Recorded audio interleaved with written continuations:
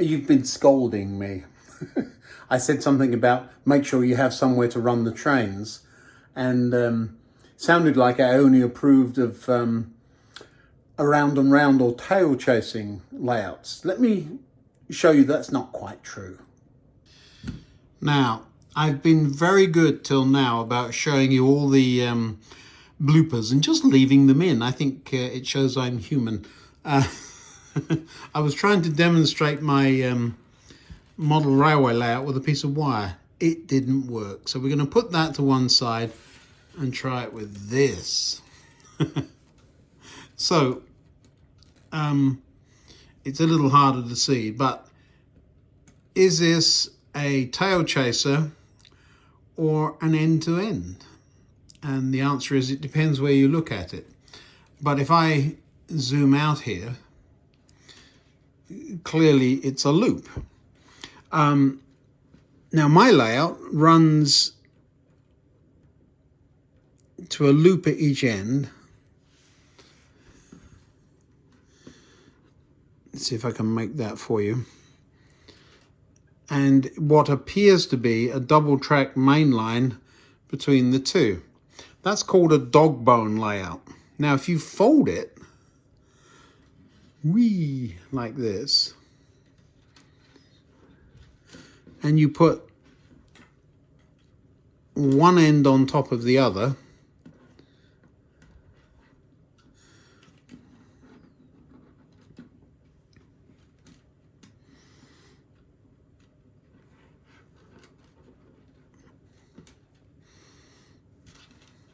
it'll take me a minute, but you're going to get the glitches and all. Remember, I told you you could.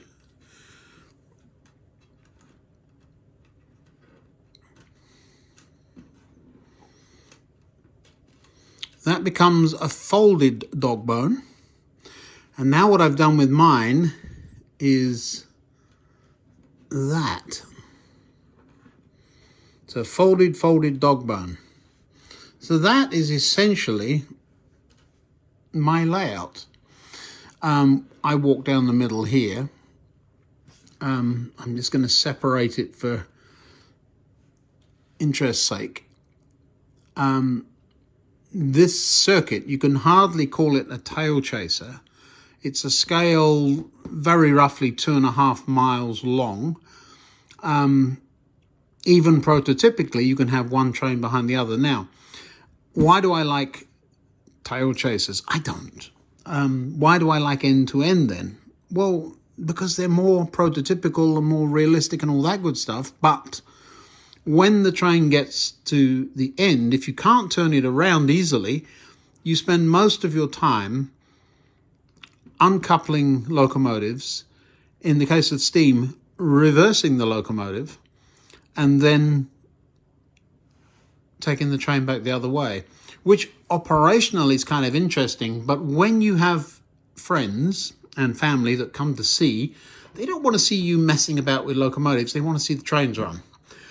So the way I've done it is a sort of compromise. I'm quite happy with end-to-end, but it's got to be easy to operate. Now, in the background here, we can quite easily have a couple of trains running on what appears to be the main line, because there's block detection and there's automatic stop, so they don't run one into the other. So here are the two.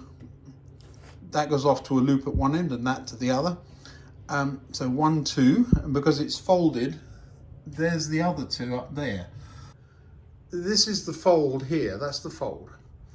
So at any one point, there has to be at least 4 tracks. I'm trying to find a place where there is actually 4 tracks. Well, here's a place where you can only see 4 tracks. There's 2 down here and 2 up there. I think by now most of you know that this end was off scene until very recently when we built the cricket pitch and all that good stuff. And you see here, no double track. Why? Well, because the other track's over there. This is the turnaround or the end of the bone, and the other one is down here. This is it. So why are there 2 tracks here as well? Well, actually it splits there. And this one simply goes from one fold to the other. So a complicated way of joining the two together. The downside then. 1, 2, forget about that, 3, 4. So I've always got at least 4 tracks running through the layout. That's a lot. Especially when you want operational interest. This one here in the middle goes off to a fiddle yard there. It appears to be a branch line or something. And then you want to open up and have a station somewhere. So now you start adding tracks. And all of a sudden your layout becomes one big mass of track work, leaving very little space for anything else. Now in my particular case, more trains than I really should have, and less fiddle yard than I really should have. So you will always see trains parked in the station somewhere, because I'm using it as an additional storage space. So in a sense, I've just scenicked the fiddle yard. And actually, I think here is the only place on the layout where 1, 2, 3, 4, that is all there is across the board. So this is the point at which you can see both bits of it. And they are at different levels, because this one eventually goes over the top of this and back. But as we come into the station, again, another tunnel. So this one goes off to that additional fiddle yard. We had a problem with that the other night. I don't know if you saw that. These days I'm running trains this way, out of the tunnel there. Really should be running them that way, but there's been a little bit of a problem with chips losing their coding, and I've found it a real nightmare getting them out of there when they're at the other end of the other end of the other end of the train. And so I've wanted the locomotives pointing this way, which forces wrong side running. A number of you commented on that. So as we start signaling, you see the signals are for this track going that way. Probably incorrect too, by the way, because, well, you'd need a gantry across here. But nevertheless, as we start signaling, it's going to get more and more of a problem. Because there is a turnaround, in fact, there's 2 of them or 3 of them, because there's turnarounds in the layout, trains can end up facing the other way. You may remember we bought the Class 40 in here, and when it comes into that block this way round, it's fine. Now, all of that was rather a lot of talking, wasn't it? Oh, and that's the shelf layout. We will get to that. I will show you how that works. It's a separate layout completely. It's there for storage, that's all. Eventually it has to go, there's somewhere else it goes, but for right now it's just up there, it's a shelf. Well, that's what shelf layouts are. But I'll show you. So that's not connected in any way. While we're talking about the layout, in the middle of the turnaround at this end, there is a branch line station. And the branch line really is end to end. So that's the end of it there. Joins together there. If you disregard this point there, it goes off into the tunnel there. Now it is true that that tunnel has another end, and when you come out of that, it splits and splits again and does all kinds of fun things under there before arriving in another station there. All of the extra splitting is because there is a fiddle yard under here for the branch line. So essentially this is what they call a double pickle fork. So 2 prongs each end and a single track in between. The complication is there is a fiddle yard attached. So that's the branch line, and it operates independently of the main line, except that point I told you to ignore, which joins it to the main line. Branch line, main line. Double slip. Well, why do you need a double slip? Well, because if you're coming this way, you're going into the branch, but when you're coming back out again, you need to go that way. But just to add to complications, there's another bay platform there. So to get to that, and that point there, you would be coming on the main here. You would have to cross over to wrong side running via the double slip, over the point and into the bay platform there. So whilst the branch line's busily doing its thing, you can play with that train there, which then goes from there onto the main, eventually arrives here because it's come on the main, and can go into either that platform or that platform. If it goes there, that platform runs on that track, which disappears into that tunnel as if it were another branch, and there's a 3-road fiddle yard under there. Ah, the mysteries of under the hill. The fiddle yard under there, though, is double-ended, and so to get back out of it, it comes out of this tunnel and over the scissor crossing, and that puts the trains back into that platform if you want it to, or any of them from that end. So from this end, you can get to any platform except the bay, but that's where you would have come from. But from the other end, you cannot. You can run out of any platform, including the goods bypass line there. 1, 2, 3, 4, 5. All of those come to here, and you can get out through the double slip or points to this point here, which is where you need to be heading right road running. But going the other way, you cannot get to these two platforms. The why behind that what? It makes for fantastic, interesting running. You can send a train off to do its thing. Is it realistic? Well, nobody notices, and there's always some complication, and not everything needs to get everywhere. But it does make for an interesting running session when you have a train here and you want to get it, let's say, there. It's got to do all kinds of maneuvering. So yeah, that's a actually more extended overview of the why and the what behind the layout than I intended to give you. Anyway, time to run a couple of trains, isn't it? So just to make it perfectly clear, I do have an end-to-end layout. I have the branch line.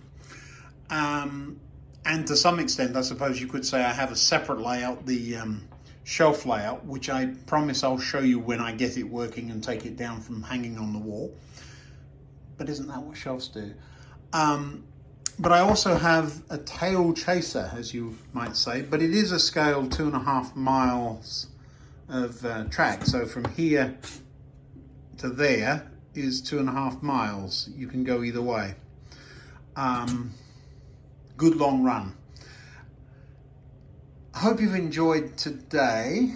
A little bit different. We're going to move the Dover locomotive out, and I want to put it behind Tornado, and then we're going to replace that train with one of the 2-car EMUs, probably the 2-hap, since it's nearest. Now then, I did manage to repair this controller, so I'm going to do everything with this controller today. You might remember I saved up my pocket money and bought this nice new one, which does do a much better job. But once I had the new one, I saw this as a challenge, and so took it all to pieces and figured out what was wrong. And now it works, I think. So let's give it a go. So everything you see is being done from my hand here. To some extent, I'll try and keep the two things in shot. So switch 3. That's this one. And we want to close it. There it goes. One of my problems is I can never remember the addresses of the locomotives. It's a nice problem to have. It means you've got too many of them. This one is 11 because it looks like there's an 11 in the head code there. So loco 11. And let's turn some lights on. Where's that? There, isn't it? I'm now going to reverse direction so that the lights change colour. Now, why can't they have done that on some of the other locomotives? There's one in particular I'm really annoyed about. Anyway, stop whining and let's get this thing moving.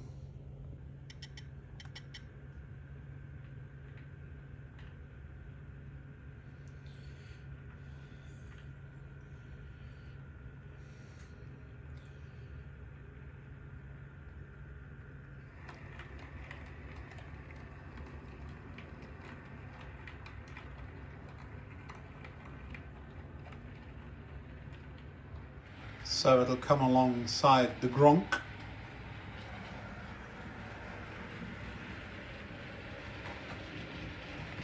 I did check already, the points are already set. But it does have to slow down or it's going to run into the tank engine. There we go. Well, the back end didn't clear that by much. And then we're ready to back that train.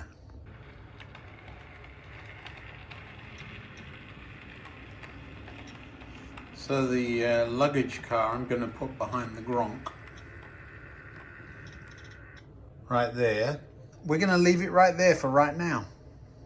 The next thing is to find Loco 84, which is actually the 2-hap.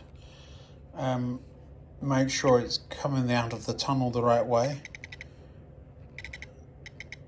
Keep an eye on it. I don't hear it starting. That's because it's such a quiet, smooth runner. Let's put some lights on.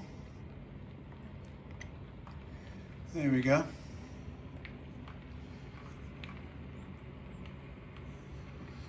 And this is the one I'm annoyed that the direction lighting doesn't really work. Let me just show you that when it gets to there.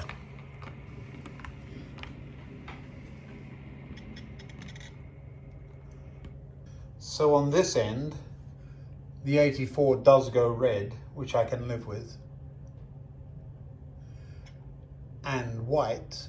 But on the other end, the red blinds just go less red. I should probably get in there and take out the red filter. That's probably what it is. But I so hate opening up some of these trains when they're running so sweetly. Well, there it is in the platform. This is another one of those with inertia. And so it can run on you, which isn't the brightest of things sometimes. I do enjoy the fact that I was able to run all the points so that there's a lovely smooth sweep and no zigzaggies going on. We're just going to shunt this one, so it's coming out onto the main line.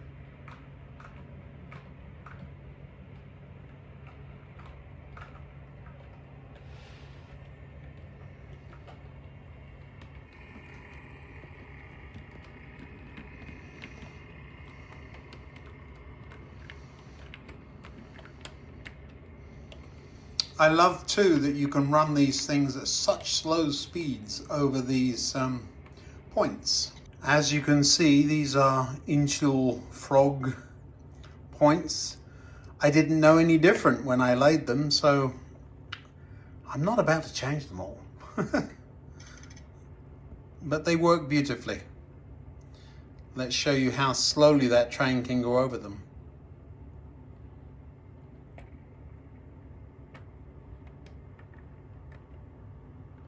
Lovely.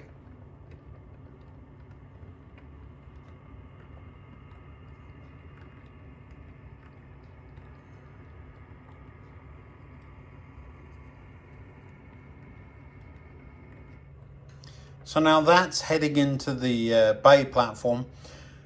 This is one of the ones I need to get into the CV values. That would make such a boring video. Getting into CV values, shunting a train, did it work, do it again. Oh, my word. It does take a time, and you've got to be in the mood for it, and I'm not. So that's one of those jobs. That's why it's kind of difficult to stop. That controller is now turned off. It did stop.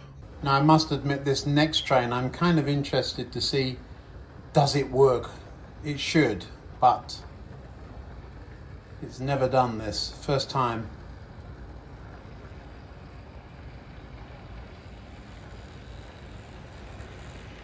Smooth as glass. Whew! The 1960s stock.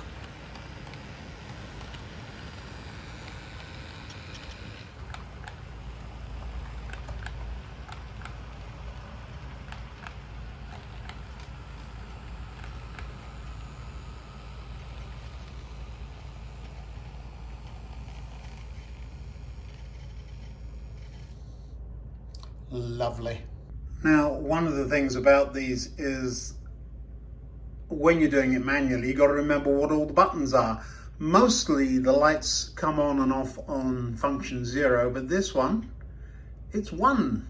Who knew? Well, the computer apparently did. I never drive that manually. But there you go. It does look rather nice. Now, some of the forums have been complaining about the brightness of those lights, and they say that the 2 HAP are more appropriate. Well, that's probably true. I like them. I will say that I'm very happy with those tube trains. I've also been very happy with how they run, with the tiny little wheels and the complicated wiring that they've chosen to use on these. I was a little bit apprehensive, but they do work rather splendidly. They don't have a massive top speed, but then neither did the real thing. I love the way the lights light up the tunnel. You'll see that in just a second.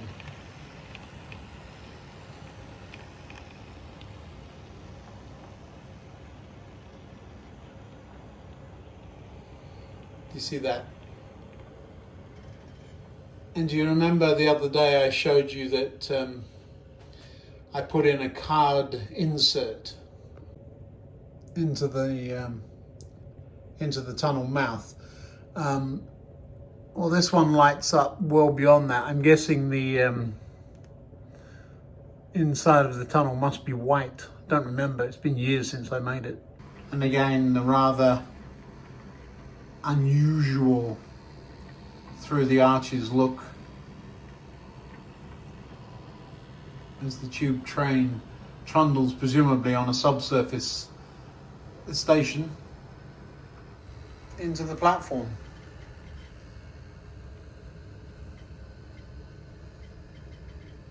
So that part of the layout, yeah, even the little flicker on the lights on the train there. Now that track down there is due for something or other, but I haven't touched it. I haven't put my hand down there in years. So it runs, it works, leave it alone. But yeah, I do have track cleaning rubbers, and that one's clearly been used, but it's beside a tram. It's been used up there, not on the main line.